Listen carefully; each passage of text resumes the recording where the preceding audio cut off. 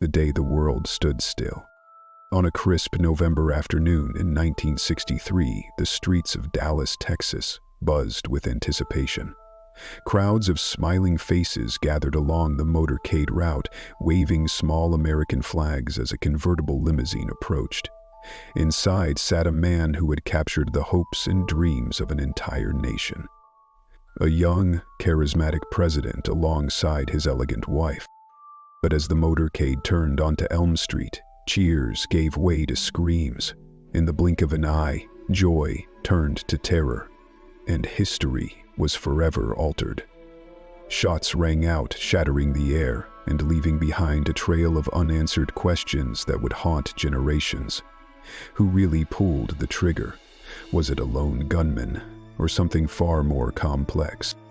This is the story of President John F. Kennedy's assassination, a tragedy that shook the world and birthed a web of mysteries and theories that refuse to fade into history. The event unfolds November 22, 1963. Morning of November 22, 1963 began like any other. In Fort Worth, Texas, President John F. Kennedy and First Lady Jacqueline Kennedy prepared for a busy day of speeches, handshakes, and public appearances. This was part of a critical campaign effort designed to shore up support in a state that could make or break his re-election bid.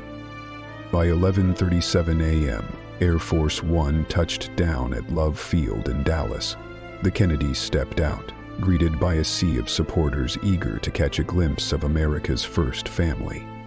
The First Lady, dressed impeccably in a pink Chanel suit, smiled as the couple boarded their now iconic convertible limousine, part of the presidential motorcade that would escort them through the heart of Dallas. The motorcade, a carefully planned procession, wove its way through the city, passing through jubilant crowds that lined the streets. The president waved, his mood buoyant as he engaged with the public, seemingly unaware of what lay ahead. As the motorcade turned onto Elm Street at approximately 12:30 p.m., everything changed in an instant. The shooting, 12:30 p.m. 3 shots were fired in rapid succession. The first missed entirely, striking a nearby curb and injuring a bystander with flying debris. The second bullet hit its target, piercing President Kennedy's upper back and exiting through his throat, wounding Texas Governor John Connally, who sat in front of him. But it was the third shot, a fatal blow to Kennedy's head, that silenced the cheering crowds and sent the motorcade into chaos. In a matter of seconds, the President of the United States slumped lifelessly into his wife's lap, Jacqueline Kennedy, now covered in blood, desperately calling for help. Secret Service agent Clint Hill leaped onto the back of the car, shielding the First Lady as the limousine sped toward Parkland Memorial Hospital. For many, time seemed to stand still as the world grappled with the unthinkable. The aftermath. At Parkland Memorial Hospital, 12:38 p.m. By the time the motorcade arrived at the hospital, President Kennedy's injuries were catastrophic. Doctors worked frantically, but the damage was irreversible. At 1 p.m., just 30 minutes after the shots were fired, John F. Kennedy was pronounced dead. The young leader who had once inspired a nation with his promise of a new frontier was gone. In the hospital's trauma room, Jacqueline Kennedy refused to leave her husband's side, her pink suit now stained with blood, a stark and haunting reminder of what had just unfolded. Meanwhile, Vice President Lyndon B. Johnson, who had been riding 2 cars behind in the motorcade, was swiftly sworn in as the 36th President of the United States aboard Air Force One at 2:39 p.m., with Kennedy standing stoically beside him. Initial reactions and official investigations. The assassination of President John F. Kennedy sent shockwaves through the nation and the world. For many Americans, November 22, 1963 marked the end of an era, a moment when hope gave way to uncertainty and fear. Television screens flickered with breaking news bulletins as reporters struggled to put into words the gravity of what had just occurred. The nation grieved as one. People gathered in homes, schools, and offices, watching history unfold in real time. Across Dallas, the streets were eerily silent. The vibrant city was now the epicenter of one of the darkest chapters in American history. Arrest of Lee Harvey Oswald, 1:50 p.m. While the world grappled with the loss of its leader, law enforcement in Dallas moved swiftly. Just 70 minutes after the assassination, a report came in. Dallas police officer J.D. Tippit had been fatally shot in Oak Cliff, a residential neighborhood a few miles from Dealey Plaza. Witnesses described seeing a man fleeing the scene. Acting on these descriptions, police tracked the suspect to the Texas Theater, where he was apprehended after a brief struggle. The man, 24-year-old Lee Harvey Oswald, was charged with the murders of both Officer Tippit and President Kennedy. Oswald, a former Marine and self-proclaimed Marxist, had recently returned to the U.S. after defecting to the Soviet Union. He was employed at the Texas School Book Depository, the building from which investigators determined the fatal shots had been fired. On the 6th floor, police discovered a rifle, along with 3 spent shell casings. Oswald's denial and the shocking twist, November 24, 1963. Oswald maintained his innocence throughout his interrogation. Speaking to reporters, he famously proclaimed, "I'm just a patsy." But before he could stand trial, fate intervened in the most shocking of ways. 2 days after the assassination, as Oswald was being transferred to the county jail, a local nightclub owner named Jack Ruby emerged from the crowd. In full view of television cameras broadcasting live to millions, Ruby drew a revolver and shot Oswald at point-blank range. Oswald collapsed, mortally wounded. Jack Ruby claimed he acted out of rage and grief, but his actions only deepened the mystery. Why would a seemingly ordinary nightclub owner risk everything to silence the alleged assassin? Was it an impulsive act, or something far more calculated? The Warren Commission, 1964. With Oswald dead, the burden of uncovering the truth fell to the federal government. President Lyndon B. Johnson established the Warren Commission, tasked with investigating the assassination. The commission's findings, published in September 1964, concluded that Lee Harvey Oswald acted alone, both in killing President Kennedy and Officer Tippit. According to the report, 3 shots were fired, all from the 6th-floor window of the Texas School Book Depository. The so-called single bullet theory, which claimed one bullet caused multiple wounds to Kennedy and Governor Connally, became a cornerstone of the official account. Yet for many Americans, the commission's conclusions raised more questions than answers. How could a lone gunman execute such a precise and devastating attack? And why was Oswald silenced before he could testify? Theories, speculations, and conspiracies. As the nation mourned the loss of its 35th president, whispers of conspiracy began to spread. The official narrative presented by the Warren Commission satisfied some, but for others it only scratched the surface of a far more intricate and sinister plot. What truly happened on that fateful day in Dallas? Could it really be that a lone gunman acted alone? Or was there a larger force at play, one that orchestrated and executed the most infamous assassination in modern history? Theory 1. The Grassy Knoll Shooter. More of the most enduring elements of the Kennedy assassination mystery revolves around the infamous Grassy Knoll. Dozens of eyewitnesses present at Dealey Plaza claimed to hear gunshots coming from the knoll, not the Texas School Book Depository.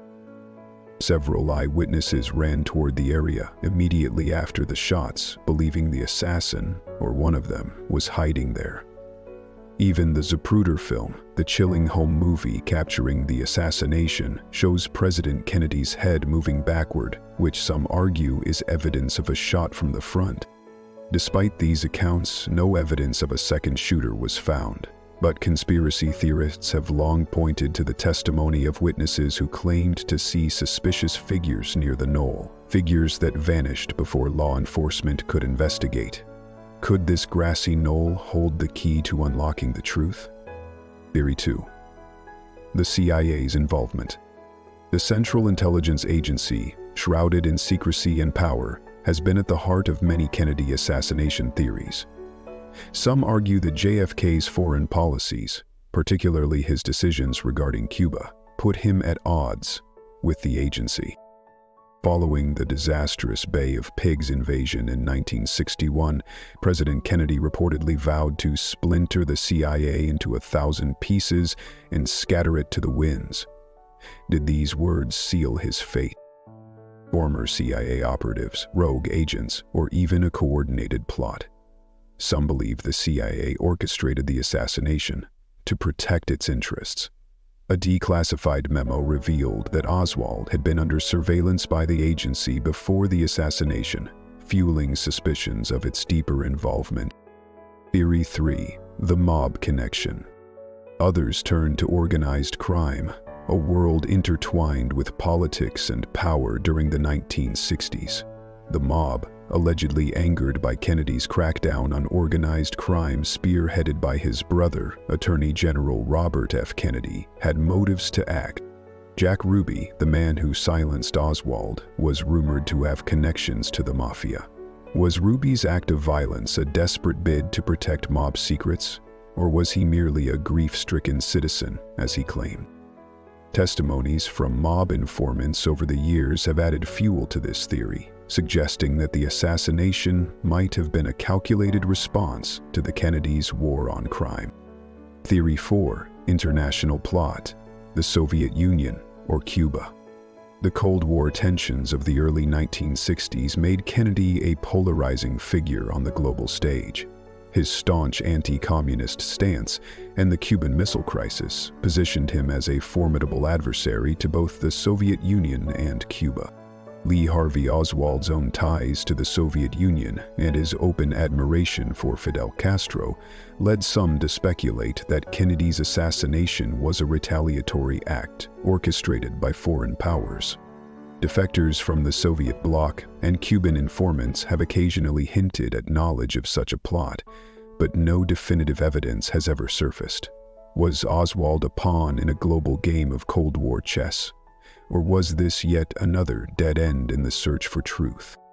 Theory 5. The inside job. The U.S. government. Perhaps the most unsettling theory of all is that elements within the U.S. government itself were complicit in the assassination. Critics of this theory point to the inconsistencies in the official investigations, missing evidence, altered autopsy records, and contradictory witness testimonies. Good forces within the government have conspired to eliminate a leader whose policies they opposed. For some, the answer lies not in the who, but in the why. Theories range from fears of Kennedy's plans to end U.S. involvement in Vietnam to his supposed interest in dismantling the Federal Reserve. As we unravel these theories, one thing remains clear. The truth about President Kennedy's assassination continues to elude us. Whether it was the act of a lone gunman or a conspiracy of unimaginable proportions, the echoes of that day still resonate. What do you believe? Does the official account hold water? Or is there more to the story? Something hidden just beyond the reach of history. Legacy and unanswered questions. The assassination of President John F. Kennedy was more than just a tragedy. It was a moment that shattered the nation's innocence and forever changed the course of history. Over 6 decades later, the events of November 22, 1963, remain an open wound, a puzzle with missing pieces that continues to baffle and intrigue. The case is closed, they tell us, but the echoes of Dealey Plaza refuse to fade. The legacy of that day is not just about what happened, but about what we still don't know. A nation in mourning. In the immediate aftermath of the assassination, America entered a period of profound grief. Millions watched as the somber funeral procession unfolded on live television, led by a young widow, Jacqueline Kennedy, and her 2 small children. The iconic image of little John F. Kennedy Jr. saluting his father's casket remains etched in the collective memory of a grieving nation. But as tears were shed, questions began to form. How could the leader of the free world be so easily struck down? And why was there so much uncertainty surrounding the investigation? For many, the loss of JFK symbolized the loss of a certain kind of America, one filled with hope and idealism. The Warren Commission's findings. In the wake of the assassination, the U.S. government launched the most extensive investigation in its history. The Warren Commission, led by Chief Justice Earl Warren, concluded that Lee Harvey Oswald acted alone. The 888-page report detailed Oswald's movements, the trajectory of the bullets, and the infamous magic bullet theory, which suggested a single bullet caused multiple wounds to both Kennedy and Governor John Connally. But from the moment the report was published, it faced criticism. Eyewitness testimonies were dismissed, evidence was reportedly mishandled, and critical records were sealed away for decades. Was this the definitive account of what happened, or an elaborate attempt to close the case prematurely? A case that never truly closed. In the years following the assassination, new investigations and evidence emerged, each raising fresh questions. The House Select Committee on Assassinations, formed in the late 1970s, concluded there was a high probability of a conspiracy. Declassified files from the CIA, FBI, and other agencies revealed that Oswald had been under surveillance in the months leading up to the assassination. Mysterious connections, unexamined leads, and inconsistencies in the official records all pointed to one conclusion. The truth was far more complex than the official narrative suggested. Even today, thousands of documents remain classified, fueling speculation about what they might contain. Who benefits from keeping the truth hidden? And why, after all this time, are we still searching for answers? The impact on American politics and culture. The Kennedy assassination changed the way Americans viewed their government and each other. Trust in political institutions eroded as conspiracy theories flourished. Movies, books, and documentaries have turned the events of Dealey Plaza into a cultural touchstone, symbolizing everything from government overreach to societal vulnerability. The assassination has become more than a historical event. It's a mirror reflecting America's fears, hopes, and unresolved anxieties. Even as new generations are born, the questions linger. What if Kennedy had lived? How different might the world be today? A call to question the past. And so we return to Dealey Plaza, where the echoes of gunfire still seem to linger. The questions that began on that day have multiplied over time, their answers shrouded in mystery. Was it the act of a lone gunman, or a conspiracy of unfathomable proportions? Was the truth buried with those who knew it best, or is it waiting to be uncovered by someone brave enough to ask the right questions? One thing is certain. As long as the shadows of November 22, 1963 remain, we'll keep searching for the light. If you found this exploration compelling, don't forget to like, share, and subscribe for more deep dives into history's greatest mysteries. Join the conversation in the comments below. What do you believe happened on that fateful day? Together, let's keep this search for the truth alive.